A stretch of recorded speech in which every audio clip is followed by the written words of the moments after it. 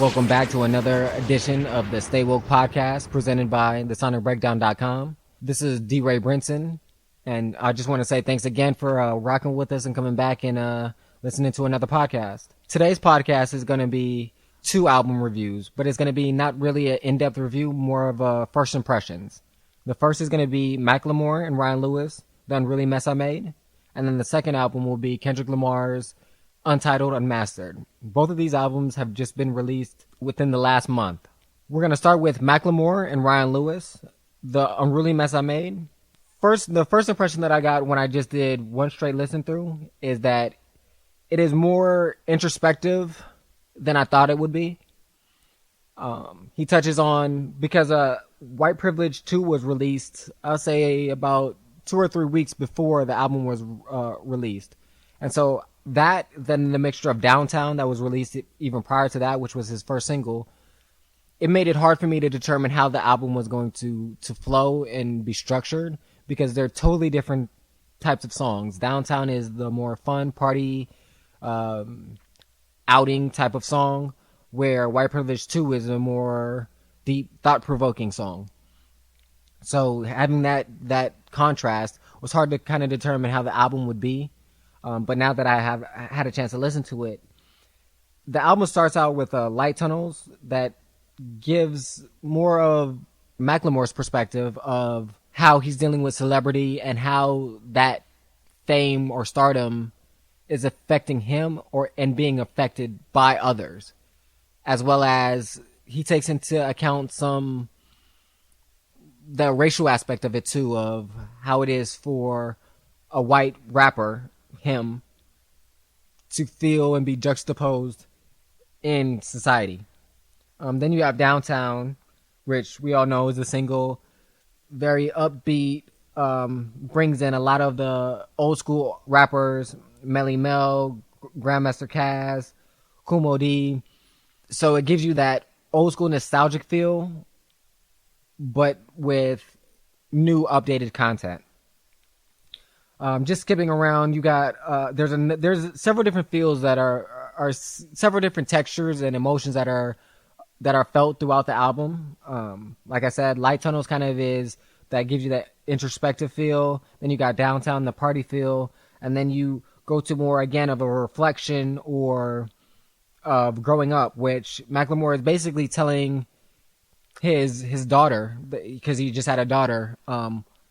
Basically his method or philosophy for parenting, and how he's going to raise her, and the ideals and philosophies and principles and the kind of character he wants her to have that was either missing in his life or that was gained in his life that he wants to now pass on to her.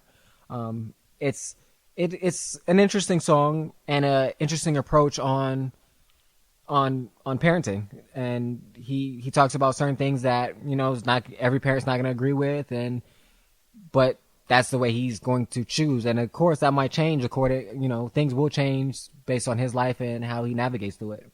So he might change some of the things he says he's going to do with her to another form of, like, there was a line in there about sneaking boys in that you better be quiet.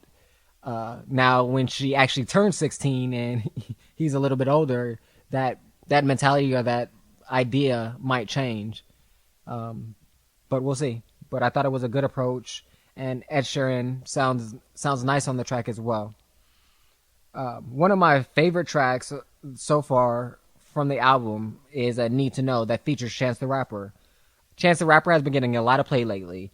He was featured on Kanye's new album, as well as now the Macklemore and Ryan Lewis album. And every time he hasn't disappointed. He's had good verses on Kanye's as well as the Macklemore's verse as well.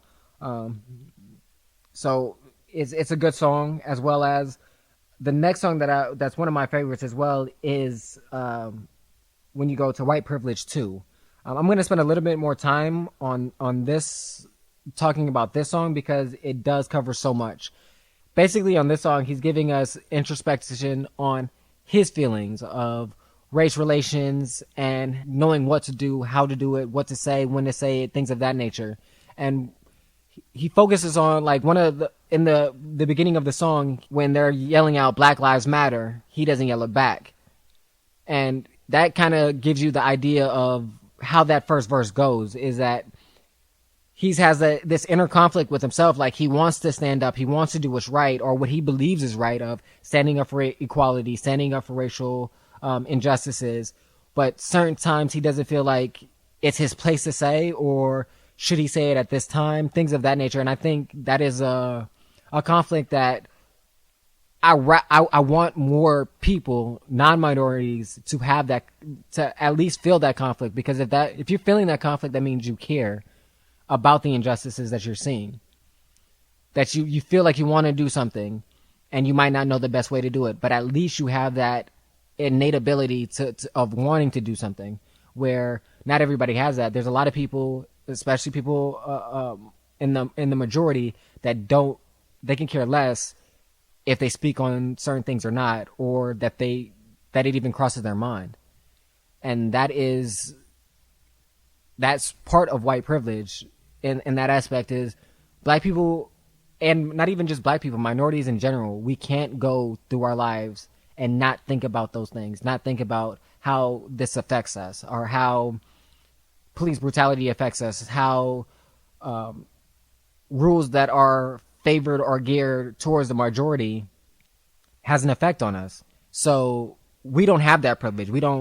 There's not a day that I walk by where I don't think about those things, where it's innately in me. Like, had conversations with friends prior about that we're white, that when they go in a store, they just go in, buy what they want to buy, and leave. Where in a lot of minorities' cases, especially in black people's cases, when we walk into a store, it's, I got to keep my hands either out in the open or in my pocket so that they don't think I'm stealing something. I don't want to even give them the impression that I'm stealing something. When I'm out in the street, I need to make sure that I present myself in a manner that people don't take offense, or when I'm walking on the street, I do see women either clutch their purse, move it to the other side, or if I'm on the elevator and I'm the only person on the elevator, or they're the only person on the elevator, then I get in, they'll move way to the back or move their purse to the opposite side. And I see them do that when I come on, but when I see if I don't get on the elevator and I see that same white person have the purse, a white man will get on the elevator with her and she doesn't move at all.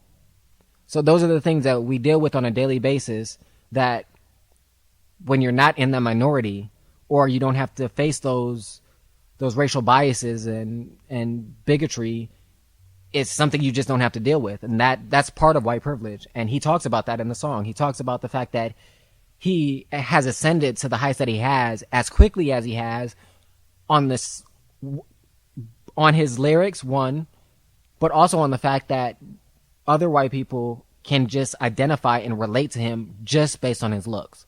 There's a skit that's in the track where it sounds like a white woman saying, I like you, you're great because I can see you. You look like, basically saying that he looks like somebody she knows, like her nephew, her cousin. The fact that just on the basis that he looks similar gives her a state of ease.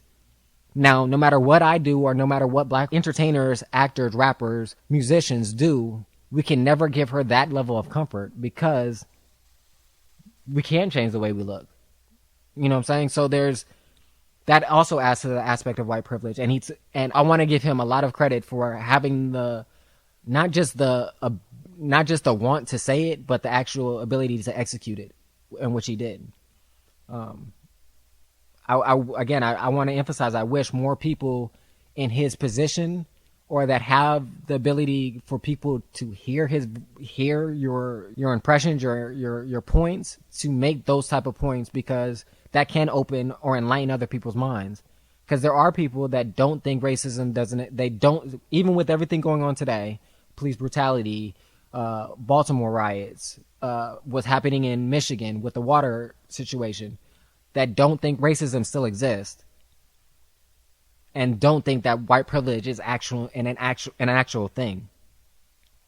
But the fact that somebody in his position who is white can illuminate that, can bring volumes, and I hope that it does spark more conversations, more discussions, like this amongst other people to start to stand up when you want to say, when you are at rallies or protests saying, Black Lives Matter, and you're not a black or a minority, that you feel the comfort to say, I can say this because I should stand up for something. Because at the end of the day, if only the minorities are standing up for these rights and these things, things will never change.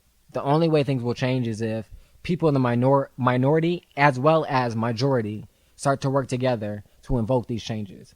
So keep on continuing the dialogue and having these discussions, because even if you disagree, having the discussion is important.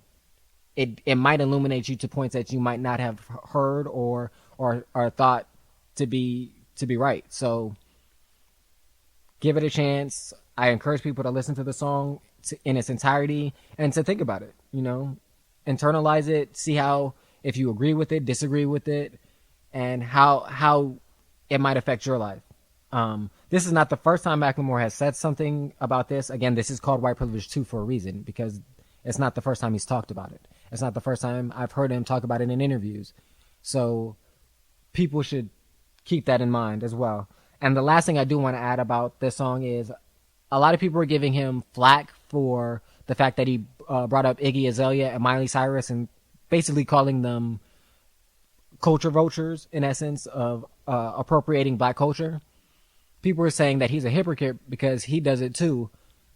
One thing is, he did mention that in the song that he's in that group, but he's not. To me, I don't consider him a culture vulture, because to me, a culture vulture is somebody that takes the culture for monetary gain, for their own gain, but only does it because of the positives, but never addresses the negatives that come with it. He addresses the negatives. He did it in this song. So he's balanced with it. And if you're going to be balanced with it, I don't consider that being taking the culture. Because if you're going to ride for us when things are good, and you're going to ride with us when things are bad, you're not stealing the culture. You're a part of the culture. And as far as I can tell, Macklemore has done his homework. The fact that he had Kool Moe Dee on his album shows that he knows about the culture, and it's not just for appropriation, that he's not just doing it for gain. He feels connected to it. It's a part of him. So I think this, on very few listens, I think it's a good album on par with his last album, The Heist. I don't think it's overly great. Again, I think it's good, but I don't think it's great. There are some songs that are hit or miss for me, which is Dance Off. It's okay. It's a dance track.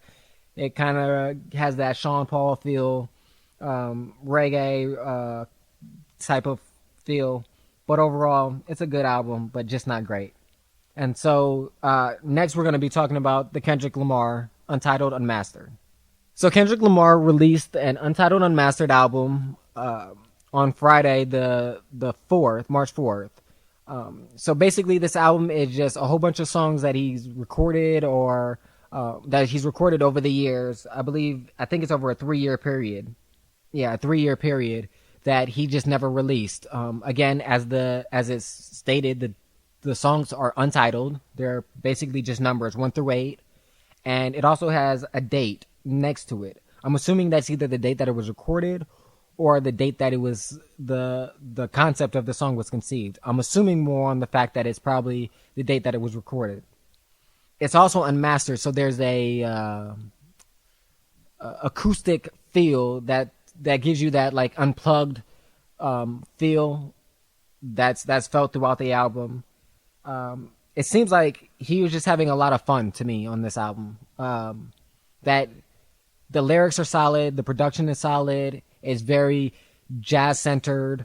There is a track that he has with CeeLo that has that, I believe it's the girl from Pompeii, or I'm not sure of the name, but it's the girl from Ipanema.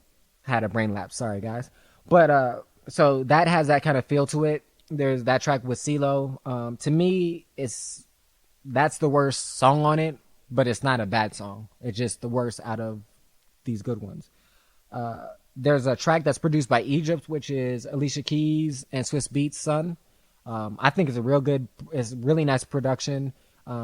If this is his first production as first production credit, that's a nice way to start. You got a nice solid production with a great rapper on it, with Kendrick. Kendrick doesn't disappoint with the lyrics. He touches on some societal issues, of course. He's deep on this album. There are tracks that are more free-spirited and lighter, but still have deeper content to it. I'm glad that he added the track that I saw on the Steve Colbert night show, where it was with him, Anna Wise, Bilal, and Thundercat. And I thought it was a really great song when it was released. I thought it was a great performance that he did it, and I thought it was going to be on To Pimp a Butterfly, and it wasn't. So I'm glad that we actually now have the chance to listen to it, and it's just as good. It's not as long as it was on the show, so I'm wondering why they cut out some of it, but because I liked the whole entire performance, but maybe it's just that he uses that as the performance aspect. But again, I only listened to it a few times because it just recently came out, so I haven't had a chance to really break it down. But again, on first couple of listens, it's a good album, good production. So that wraps up this edition of the Stay Woke podcast. This is D. Ray Brinson. Thanks for checking out the podcast. Also, don't forget to check out the reviews. I will have reviews on Kendrick Lamar's Untitled Unmastered, as well as Macklemore and Ryan Lewis's Unruly Mess I Made. Both of those will be in the normal fashion, where I break down each song and then give an overall impression, and that will be on the sonicbreakdown.com on the breakdown page.